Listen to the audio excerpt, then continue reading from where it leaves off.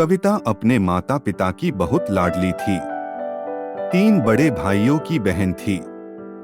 कोई भी चीज मांगने पर उसी वक्त सामने हाजिर हो जाती। पूरे घर में रौब था उसका। पूरे परिवार और नौकरों पर राजकुमारी की तरह हुक्म चलाती थी कविता। स्कूल में भी पूरा रौब था उसका।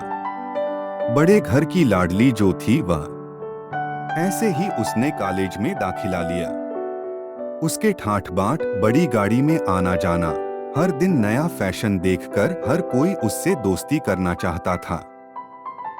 थोड़े ही दिनों में उसके बहुत से दोस्त बन गए। पूरे कॉलेज में उसकी अपनी ही एक पहचान थी। इन दिनों उसके घर एक रिश्ता आया। खानदानी लोग थे और पापा की पुरानी जान पहचान थी उनके साथ। कविता के साथ कोई जबरदस्ती नहीं थी। वर्टिकल बार पर कविता ने फिर भी हाँ कर दी, क्योंकि वह अपने परिवार से बहुत प्यार करती थी कि वह लोग उसका अच्छा ही सोचेंगे। लड़के का नाम राज था। राज काफी पढ़ा लिखा और समझदार लड़का था।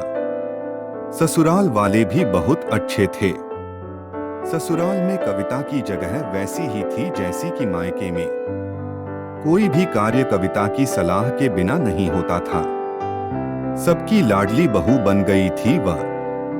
फिर उसके घर एक बेटे का जन्म हुआ। राहुल कविता को जान से प्यारा था। पोता पाकर ससुराल वाले तो फूले नहीं समाते थे। कविता कभी कभी सोचती कि उसकी किस्मत कितनी अच्छी है।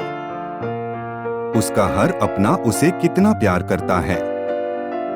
चाहे जीवन में कैसा भी समय आए, मेरे अपने हमेशा मेरे साथ हैं। मैं कभी अकेली नहीं हो सकती। कितनी खुशकिस्मत हूं मैं।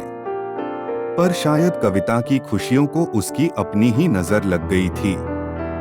एक दिन वह मायके जाने की जिद कर बैठी।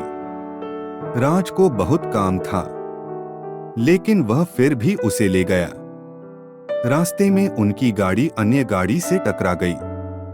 कविता, राज और राहुल बहुत बुरी तरह से जख्मी हो गए। काफी दिनों के इलाज के बाद राज और राहुल तो ठीक हो गए, लेकिन कविता पूरी तरह ठीक ना हो सकी।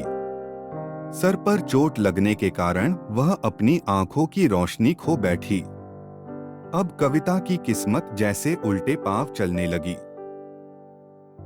मायके वाले कुछ दिनों तक उसे मिलने आते रहे, फिर कभी कभार फोन ही करके पूछ लेते कि अब कैसी हो। धीरे धीरे ये सिलसिला भी कम हो गया। ससुराल वालों की सहानुभूति भी कम होने लगी। घर में किसी को पास बैठने के लिए कहती तो जवाब मिलता, बहुत काम है, अब तुम भी हाथ नहीं बंटा सकती। राज भी चिड़चिड़ा हो गया था। बस राहुल ही था उसके साथ, जिसके साथ हंसते खेलते उसका वक्त गुजरता। एक दिन कविता के हाथ से कुछ सामान गिर गया, जिसकी वजह से राहुल को हल्की सी चोट लग गई। कविता के सास ससुर ने राहुल को उससे अलग कर दिया कि कहीं उसके ना देखने की वजह से बच्चे का कोई नुकसान ना हो जाए। कविता अंदर से टूट चुकी थी। एक दिन उसने सबके सामने मायके जाने की इच्छा रखी तो राज उसे तुरंत मायके छोड़ आया, जैसे कि वह भी यही चाहता था। लेकिन राहुल को उसके साथ नहीं भेजा गया। कविता कभी राहुल से दूर नहीं रही थी, पर अपनी कमी के कारण उसने ज्यादा बहस नहीं की। कविता को लगा कि वह 3-4 दिन वहां रहेगी तो थोड़ा हवा पानी बदल जाएगा, क्योंकि वह कितने दिनों से कहीं भी बाहर नहीं गई थी। घर वाले भी इतने दिनों बाद उसे देखकर कितने खुश होंगे। कविता के घर पहुंचने पर सब लोग बहुत खुश हुए। खाने में सब कुछ कविता की पसंद का ही बना था। उसने अपने मम्मी पापा और भाई भाभियों से दिल खोलकर बातें की। उनके छोटे छोटे बच्चे भी बुआ के साथ घुल मिल गए थे।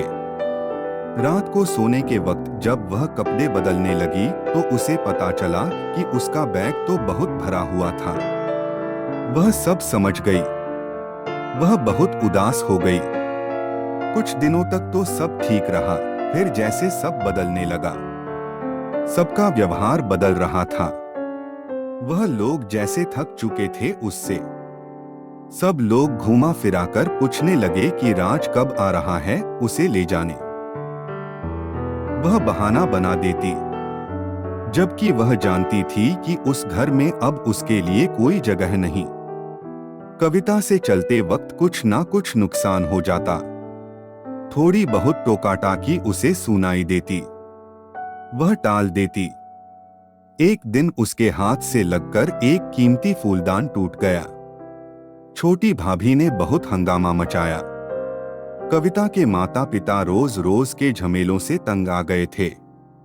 उन्होंने राज को खुद से फोन कर दिया। राज कविता को अपने घर ले गया। कविता को अपने परिवार वालों से ये उम्मीद ना थी। जिस कविता के कहे बिना घर में एक पत्ता भी नहीं हिलता था, उस घर के लिए वह अब बोझ बन चुकी थी।